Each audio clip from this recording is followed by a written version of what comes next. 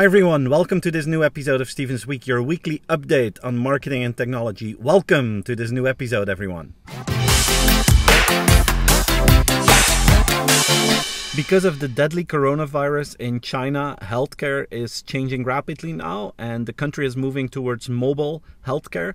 ZTE and China Telecom are setting up 5G networks in hospitals so that patients can reach out to doctors remotely, and doctors can easily see if patients are at risk and if there's a chance that they have the coronavirus without exposing the doctors to the chance of getting the virus themselves.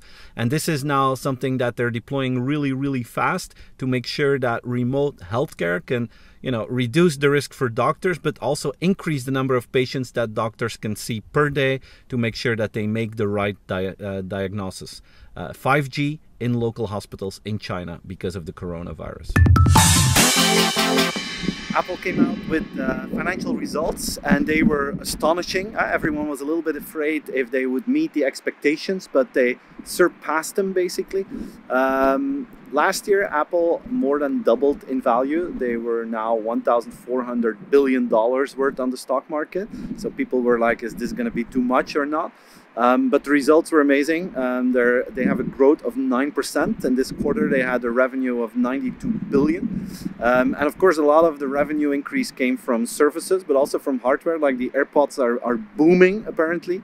But also the iPhone market grew with 8%, and this was a pleasant surprise for investors. Everyone thought that the iPhone was, at its maximum capacity, but there was still growth. So it's amazing to see how the largest company in the world keeps on growing and how consumers still get attracted to the Apple ecosystem, and how the smart transition towards services is really paying off well for them.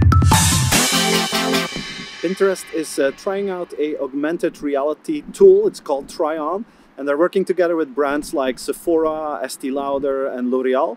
And the goal is that people can try out lipstick virtually through augmented reality, and then they can save those pictures. So it's like some sort of a filter that you use.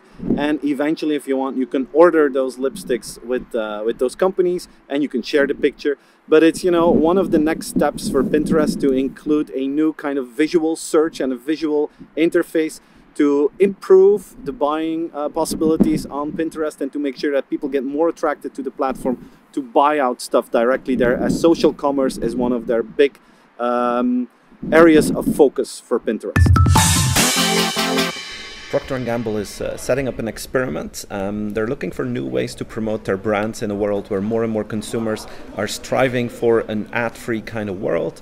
And they are setting up a partnership with a production house. They want to create their own scripted TV series in which they promote gender equality, diversity, equality.